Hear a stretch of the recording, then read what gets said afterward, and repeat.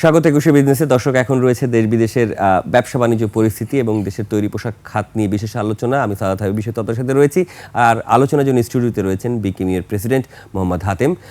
দর্শক, একুশে বিজনেসের এই অংশটি আপনারা দেখছেন আলোক হেলথ কেয়ার অ্যান্ড হাসপাতালের সৌজন্যে, powered by National Agri Care Group. Hatem, আপনাকে স্বাগত জানাচ্ছি একুশে বিজনেসের আলোচনা। এই মুহূর্তে দেশের একমাত্র ইস্যু যদি বলি তাহলে সেটা জ্বালানি সংকট। ফুয়েল পাম্পগুলোর সামনে দাঁড়ানো যাচ্ছে না, কিন্তু যেই ডিজেল নিয়ে আমরা সংকটের সবচেয়ে বেশি চিন্তায় ছিলাম শিল্প খাতের, সেই শিল্প খাতের আসলে অবস্থা কি? যারা আসলে অর্থনীতিকে ধরে রাখছে তাদের অবস্থা কি? পরশুদিন জ্বালানি মন্ত্রী মহোদয়ের সাথে আমি দেখা করে কথা বলেছি। তো ওই দিনই দুপুরে আমি যখন বের হচ্ছি, আমার গাড়িতে তেল নেই। তো তেল আনতে গেছে গিয়া তেল আনতে পারি, পরে এক জায়গা থেকে আমি তেল ম্যানেজ করে নিয়েছি। তো আমার কাছে গত কয়েকদিন যাবতে আমার বিভিন্ন এলাকা থেকে ফ্যাক্টরির মালিকরা ফোন করে বলছিল যে তারা পেট্রোল পাম্পগুলিতে গেলে পরে তেল পাচ্ছে না, ডিজেল পাচ্ছে না। আবার ডিপো থেকে বিভিন্ন এজেন্টদেরকে তেল দেওয়া হয়, যে এজেন্টের মাধ্যমে আসলে আমরা ড্রামে করে যে তেলটা নিই জেনারেটরের জন্য, সেটা আমরা ড্রামে করে নিয়ে থাকি, সেটাও পাচ্ছে না ঠিক মতো। তো ওই দিন উপদেষ্টা মন্ত্রী মহোদয়ের সাথে দেখা করার পর আমি আমার প্রত্যেকটা ফ্যাক্টরিকে আমি ওই দিনই মেসেজ দিয়ে পরশুদিনই বলেছি, গতকাল এবং আজকে পর্যন্ত ডাটা আসছে আমার কাছে, তাদের প্রতিদিন আমাদের রিকোয়ারমেন্ট কত, সেইটা নিয়ে আমি হয়তো কিছুক্ষণ পরে বিপিসির চেয়ারম্যান মহোদয়ের সাথে বসবো। বিপিসির চেয়ারম্যানের সাথে ওই দিনও আমার কথা হয়েছে, তিনি আমি সহ বসলে হয়তো এটার একটা সমাধান আমরা আমাদের অন্তত শিল্প খাতের সমাধানটা কি করা যায় সেটা আমরা করতে পারবো। তো আলোচনা করে আমার কাছে যেটা মনে হলো, সংকটটা খুব এত বড় সংকট না যেরকম আমরা শুনছি বা দেখছি। এখানে আমার কাছে মনে হয়েছে কিছুটা কৃত্রিম সংকটও কোথাও কোথাও কেউ তৈরি করছে, এবং যেটা সরকারের বিভিন্ন সংস্থাগুলি কিন্তু বিভিন্ন জায়গায় গিয়ে এরকম মজুদ যারা করছে তাদেরকে ধরছে এবং জরিমানা করছে। তা আমি মনে করি যে এরকম কেউ যদি মজুদ করে থাকে তাদের বিরুদ্ধে কঠোর ব্যবস্থা নেওয়া দরকার।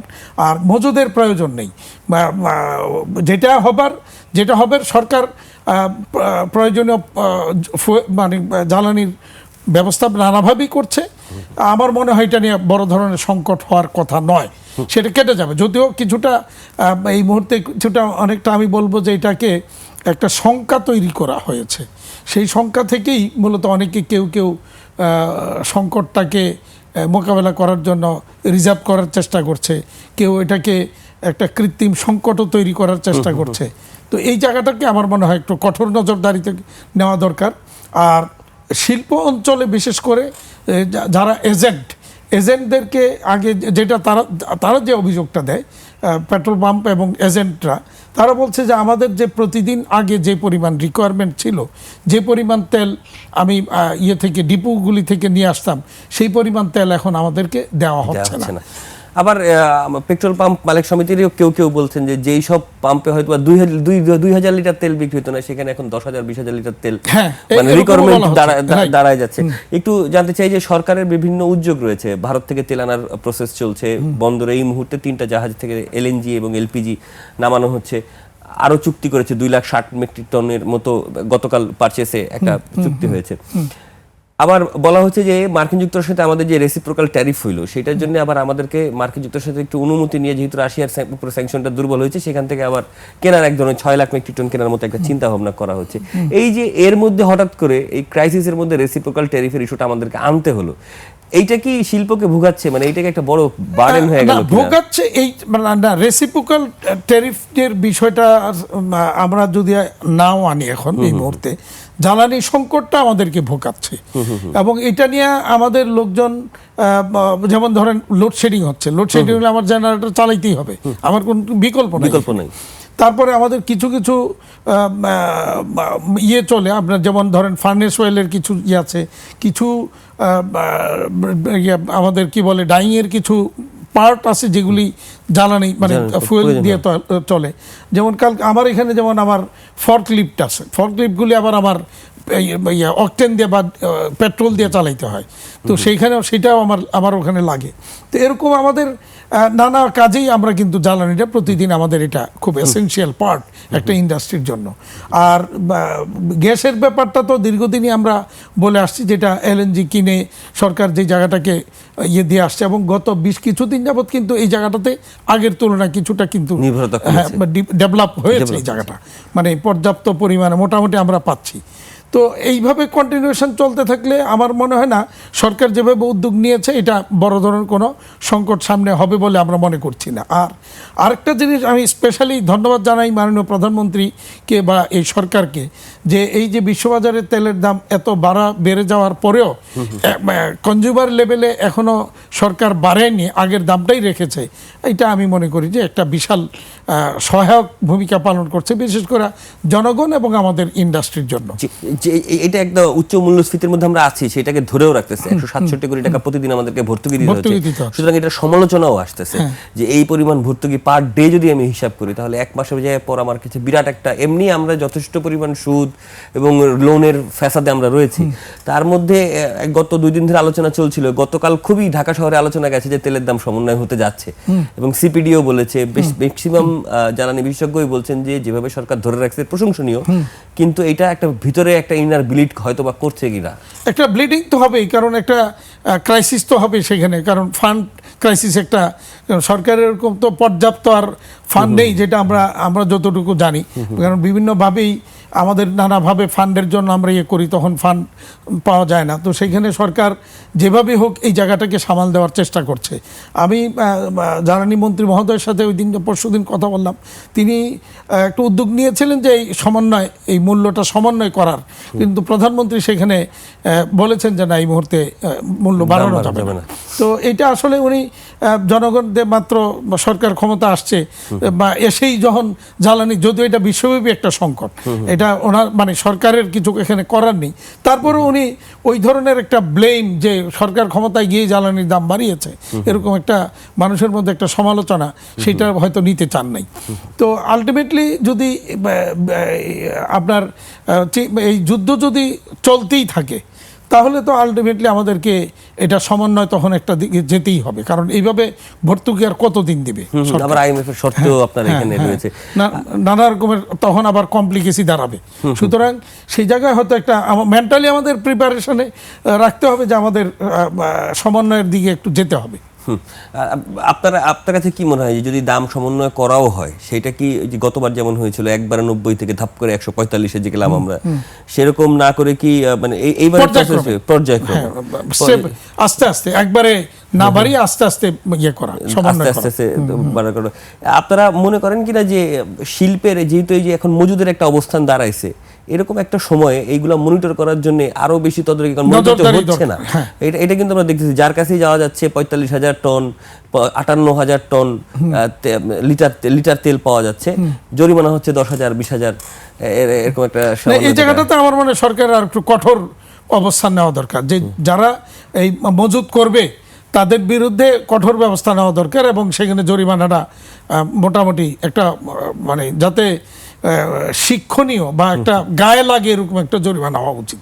ওকে, এবার একটু আসতে চাই, আপনি বলছিলেন লোডশেডিং এর কথা, ইতিমধ্যেই আমরা তো ক্রাইসিসের মধ্যে আছি, উৎপাদনের কি অবস্থা, মানে উৎপাদন ব্যবস্থা কিভাবে চলতেছে, এই কথাটা আমরা একটু জানতে চাই। উৎপাদন ব্যবস্থা আপনি যদি দেখেন, রিসেন্টলি আপনি গত মাসের ইউরোস্টেটের যদি রিপোর্টটা দেখেন, সেখানে দেখবেন যে তাদের মানে আমাদের যে রপ্তানি, ইউরোপিয়ান ইউনিয়নে রপ্তানি ঘাট ডিক্লাইন করেছে 25.5%, আর চায়নার কিন্তু সেখানে 8%, ইন্ডিয়ারও এরকম মানে কম। কারণ হচ্ছে তারা আমাদের চেয়ে রপ্তানিটা ওখানে আমাদের যেরকম মানে ডিক্লাইন করেছে তাদেরটা করে না, কারণ তারা ওখানে প্রাইস কমিয়ে দিয়ে মানে অর্ডারগুলি তাদের দেশে নেওয়ার চেষ্টা করছে। আপনি যদি মার্কিন যুক্তরাষ্ট্রের যখন 50% ট্যারিফ ইম্পোজ হলো চায়নার উপরে, তখন চায়না কিন্তু হুমড়ি খেয়ে পড়লো ইউরোপিয়ান ইউনিয়নে গিয়ে সেখানে তারা প্রাইস কমিয়ে দিয়ে, যেমন ধর আমি যেই টি শার্টটা $2 প্রাইসের অর্ডারটা নিতাম, সেখানে হয়তো সে $1.80 দিয়া চায়না নিয়ে গেছে, বা হয়তো বা সেখানে তারা লস দিচ্ছে, অথবা তাদের দেশে কোনো ভর্তুকি দিচ্ছে, যেমন ইন্ডিয়া ভর্তুকি দিচ্ছে, ভর্তুকি দিয়ে তাদের এক্সপোর্টারদেরকে সেই জায়গাটাকে মানে রক্ষা করার চেষ্টা করছে, নানা রকমের ভর্তুকি ইন্ডিয়া দিচ্ছে। কিন্তু বাংলাদেশে এটার উল্টা হয়েছে, বাংলাদেশে আমাদের যে ভর্তুকিগুলি বা ইনসেন্টিভগুলি যেগুলি ছিল অথবা যে ফ্যাসিলিটিগুলি ছিল, যেমন ধরেন একটা ইডিএফ ফ্যাসিলিটি ছিল, প্রিশিপমেন্ট ক্রেডিট স্কিম নামে 5,000 কোটি টাকার, পরবর্তীতে এটা 10,000 কোটি টাকা হয়েছিল, 5% ইন্টারেস্টে একটা ফান্ড ছিল যেটা আমরা ব্যবহার করতে পারতাম, সেটাও বন্ধ হয়ে গেছে। ইডিএফটা বন্ধ হয়ে গেছে, তারপরে আবার ইনসেন্টিভটা বন্ধ করে দেওয়া হয়েছে, তারপরে আবার ব্যাংকের ইন্টারেস্ট রেট 15.5 থেকে 16% ইন্টারেস্ট রেট। তো এই এতগুলি প্রতিকূলতার মধ্যে আসলে আমাদের টিকে থাকাটাই কিন্তু এখন খুব কঠিন হয়ে পড়েছে। তারপরেও এক্সপোর্ট ডিক্লাইন করার পরে কন্টিনিউয়াস, দেখেন বাংলাদেশের ইতিহাসে কখনো 7 মাস কন্টিনিউয়াস এক্সপোর্ট ডিক্লাইন করে নাই, যেটা এবার করেছে। তো সেই অবস্থার মধ্যেও কিন্তু অনেক ফ্যাক্টরি বন্ধ হয়েছে, কিন্তু তারপরেও কিন্তু আমরা এখনো যারা টিকে আছি, আমরা কিন্তু বেঁচে থাকার বা টিকে থাকার সংগ্রামে লিপ্ত আছি। তো সেই জায়গাটা আমরা চেষ্টা করতেছি এই পরিস্থিতিতে টিকে থাকার জন্য। ওকে, আমরা এই বিষয়ে আরও কথা বলবো, তবে একটা ছোট বিরতি নিচ্ছি। দর্শক, এ পর্যায়ে নিচ্ছি একটা বিরতি, ফিরবো একটু পরেই, নিশ্চয়ই সঙ্গে থাকবেন।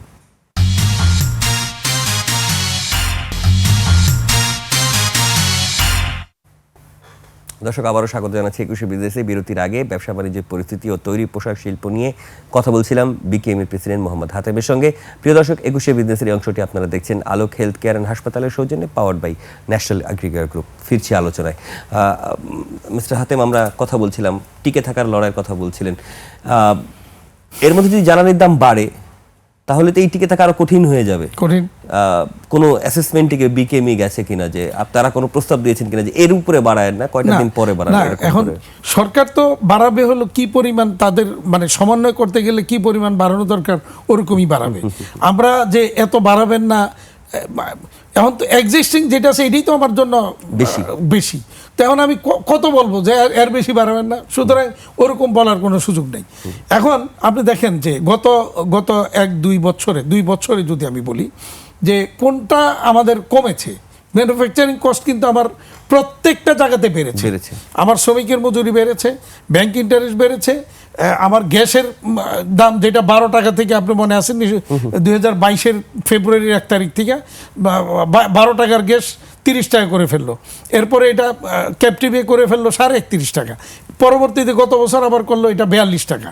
তো এই যে বাড়ানো হলো, এর ফলে হয়েছে কি, অনেকের পক্ষে গ্যাস মাস শেষে গ্যাস বিলটা দিতে পারে না, অনেকের গিয়ে লাইন কেটে দেয়। তো লাইনটি যেমন আমার এরকম অনেকগুলি প্রতিষ্ঠান আছে যারা এরকম গ্যাস লাইন কেটে দেওয়াতে তার ইন্ডাস্ট্রি বন্ধ হয়েছে। তো ফলে আবার কোনো ক্ষেত্রে গ্যাস পাওয়া যায় না, এরকমও হয়েছে। তো এই সব কিছু মিলেই কিন্তু এইটা এখন অনেকটাই আমাদের মানে ধৈর্য মানে বা কন্ট্রোলের বাইরে চলে গেছে বিষয়গুলি। এটা তো গেল উৎপাদন খরচ সব বেড়েছে, আবার একই সাথে আমার আন্তর্জাতিক বাজারে কিন্তু আমার রপ্তানি আদেশটাও কমেছে। তো আপনি দেখেন 7 মাস যাবৎ কন্টিনিউয়াস ডিক্লাইন করছে, যেটা বাংলাদেশের ইতিহাসে কখনো হয় নাই। তো আগামী আরও এরকম 4-5 মাস ডিক্লাইনিং টেন্ডেন্সি, যেটা এখন পর্যন্ত আমাদের কাছে ইউডির ফোরকাস্টে আমরা মনে হচ্ছে ডিক্লাইনই চলবে। তাহলে যখন একটা দেশের রপ্তানি যদি কন্টিনিউয়াস 1 বছর ডিক্লাইন করে, সেখানে এই ইন্ডাস্ট্রি তখন বেঁচে থাকা খুব কঠিন হয়ে যায়। যার ফলে আপনি দেখবেন যে বিজিএমইর আপনি গত 1 বছরে আমরা যদি দেখি 300-র উপরে ফ্যাক্টরি বন্ধ হয়েছে। তো এইভাবে কিন্তু প্রতিনিয়ত বন্ধ হচ্ছে। এখন অনেকে আসে আমাদের কাছে, যেমন গত কয়েকদিনে অনেকে আসছে যে ভাই আর তো পারছি না, মাস শেষে বেতনের টাকা পাচ্ছি না, এখন কি করব, বন্ধ করতেও তো পারছি না, এখন কি করতে হবে? কারণ বন্ধ করতে গেলে তার ব্যাংকের যে লাইবিলিটিস, শ্রমিকের যে এক হলো শ্রমিকের বেতন, দ্বিতীয়ত হলো শ্রমিক বন্ধ করে দিতে হলে তার সার্ভিস বেনিফিট, তখন এটা নিয়ে একটা অসন্তোষ তৈরি হবে। তো যার ফলে সে বন্ধও করতে পারছে না। তো এরকম একটা পরিস্থিতিতে এখন কিন্তু অনেকে রয়েছে। তো কেউ যখন শেষমেশ আর পারছেই না, তখন আর উপায় নেই, সে বন্ধ করে দিচ্ছে। আবার অনেকে তো কারখানা খুলছেও হাতেম ভাই, মানে একেবারে সংখ্যাটা কম হলেও খুলছে বলতে, হ্যাঁ আপনি আবার রাজনৈতিক কারণে কিছু বন্ধ হয়েছে, দখল হয়েছে, কিছু নতুন ফ্যাক্টরি আসতেছে। মানে অনেকে মনে করে যে এই ইন্ডাস্ট্রিটা মানে বাংলাদেশের সর্বোচ্চ রপ্তানি খাত, এটা একটা প্রেস্টিজিয়াস, বা এটা একটা রপ্তানি খাত, একটা প্রেস্টিজিয়াস বিজনেস। ঠিক আছে, আমার যখন কিছু টাকা আছে তো এইগুলি নিয়ে একটু ইনভেস্ট করি, মানে জীবনে যা কামাইছিল ওইগুলো খোয়ানোর একটা ব্যবস্থা করতেছে যারা আসতেছে। তো আমার কাছে কেউ আসলে এই মুহূর্তে আমি তাদেরকে নিরুৎসাহিত করি যে না, এই মুহূর্তে আসবেন না, পরিস্থিতি দেখেন কিছু ডেভেলপ হয় কিনা, এরপরে আসেন। এবার একটু অন্য শুনে যেতে চাই যে এই ক্রাইসিসের মধ্যে সরকার স্কুল লিমিটেশন করতেছে এবং গ্লোবালি এখন এনার্জি লকডাউনের কথাটা খুব আলোচনা হচ্ছে, সবখানেই এনার্জি লকডাউনের কথা আসছে, করোনার পরে আবারও এক ধরনের লকডাউনের কথা সবাই ভাবছে। আপনার কাছে কি মনে হয় যে মানে এটা থেকে আসলে ইকোনমি সাস্টেইন করার জন্য কি এটা উপায় হতে পারে? লকডাউন যদি হয় ইকোনমি তো পরিস্থিতি খারাপ হবেই। তো আমরা এনার্জি লকডাউনে না গিয়া বিশ্বব্যাপী এই আওয়াজটাই কেন তুলি না যে তোমরা যুদ্ধ বন্ধ করো, সবাই মিলে এটা একটা হুঙ্কার দেখ, সারা বিশ্বে এই যুদ্ধের বিরুদ্ধে একটা প্রতিবাদ করে সবাই নামুক। যে একদিকে তো ইরানের সাথে যে যুদ্ধটা বা ইসরায়েল যে যা করেছে এত বছর যাবত এবং তাকে উলঙ্গভাবে আমেরিকা যেভাবে সাপোর্ট দিয়ে যাচ্ছে, এটা তো কোনোভাবেই মানে মানবাধিকারের পর্যায়ে পড়ে না, মানে বিশ্ব শান্তি বা বিশ্বের মানে মানবিক ইয়ের মধ্যে কিন্তু এটা কোনোভাবেই পড়ে না। সুতরাং এটার বিরুদ্ধে সবাইকে সোচ্চার হওয়া উচিত। আপনি দেখেন রিসেন্টলি ইউরোপিয়ান ইউনিয়ন অনেকগুলি দেশ কিন্তু স্পষ্ট যেন স্পেন জানিয়ে দিয়েছে তার দেশের আকাশসীমা ব্যবহার করে ইরানে কোনো ইয়ে করতে পারবে না। তো এইভাবে কিন্তু সবার একটু এটার বিরুদ্ধে অবস্থান নেওয়া উচিত। তো ফলে আমার মনে হয় এই যুদ্ধ যদি বন্ধ না করা যায় তাহলে কিন্তু সারা বিশ্বের অর্থনীতিতে কিন্তু একটা আবারও, এমনি তো রাশিয়া ইউক্রেন যুদ্ধ সারা বিশ্বের অর্থনীতি একটা উলটপালট করে দিয়েছে, একটা টালমাতাল পরিস্থিতি তৈরি করেছে। আবার ট্রাম্প ট্যারিফ আরেকটা অর্থনীতিতে আরেকটা বড় ধাক্কা সারা বিশ্বে দিয়েছে। এর মধ্যে ইরান মার্কিন যুদ্ধ এটা আরেকটা। তো এগুলি বন্ধ করা উচিত। তো এটা নিয়ে আমার মনে হয় সবাইকে এখন সোচ্চার হওয়া দরকার। 1 মিনিটের মতো সময় আছে, একটু জানতে চাই যে সরকার তো স্কুল খোলার মানে বন্ধ করার ব্যাপারে এক ধরনের সিদ্ধান্ত যাচ্ছে, হাফ হোম। আপনাদের কোনো পরামর্শ আছে কিনা এই বিষয়ে, যদি সরকারের বাধ্য হতেই হয়? মানে যে আওয়াজটা তোলার কথা বলছেন এটা তো আসলে সার্বিকভাবে সবার তোলার ব্যাপার, সেইখানে বাংলাদেশ বিশ্বের সামনে একটা বড় স্টেক হোল্ডার নাও আমাদের, কিন্তু আমাদের যদি আমরা নিজেদেরকে রেখে দিতে চাই সেক্ষেত্রে তো এক ধরনের কিচ্ছতা করতে হয়। সেই ক্ষেত্রে কৃপণ হতে হলে কি করা উচিত বলে মনে হয়? সেক্ষেত্রে আমি যেটা অন্তত আমি ডিপিডিসি বলি বা যারা বিদ্যুৎ বিভাগকে বলবো যে আপনারা লোডশেডিংটা কখন করবেন আমাদেরকে যদি আগেই জানিয়ে দেন তাহলে আমরা কিন্তু আমাদের ফ্যাক্টরির টাইমিংটা ওইভাবে সেট করতে পারি যে ঠিক আছে লোডশেডিংয়ের ওই টাইমটা আমার ফ্যাক্টরি বন্ধ রাখবো, তাহলে আমার উৎপাদনও ব্যাহত হবে না, আমি একটা সিস্টেমের মধ্যে তখন এটা আমার মনে একটা পরামর্শ হতে পারে। আর দ্বিতীয়ত হলো যে ইন্ডাস্ট্রির ক্ষেত্রে মূলত যে ফুয়েল কনজাম্পশনটা আছে এই ফুয়েল কনজাম্পশনটা যাতে যদি মানে ওইটাকে মনিটরিং করে যদি এটা সরবরাহ ব্যবস্থা করা যায়, যেমন পেট্রোল পাম্পগুলিকে বা আমাদের যে ডিপোগুলি থেকে যেটা এজেন্ট যারা নেয় ইন্ডাস্ট্রিতে যারা সাপ্লাই করে তাদেরকে ওইভাবে যদি হিসাব করে বা মনিটরিং করে সাপ্লাইটা দেওয়া যায় যাতে মজুদ কেউ করতে না পারে, সেই জায়গাটা ইনশিওর করা দরকার। অসংখ্য ধন্যবাদ মোহাম্মদ হাতেম, সভাপতি বিকেএমই এতক্ষণ আমাদের সাথে আলোচনা করেছেন এবং দেশের ব্যবসা বাণিজ্যের এই মুহূর্তের পরিস্থিতি, তৈরি পোশাক শিল্পের নানা দিক নিয়ে এবং করণীয় নিয়ে কথা বলছিলেন বিকেএমই প্রেসিডেন্ট মোহাম্মদ হাতেম। দর্শক নিচে একটা বিরতি, ফিরব দুপুর 2:30 মিনিটে 21 বিজনেসের আয়োজন নিয়ে। নিশ্চয়ই সঙ্গে থাকবেন, 21 সঙ্গে থাকুন।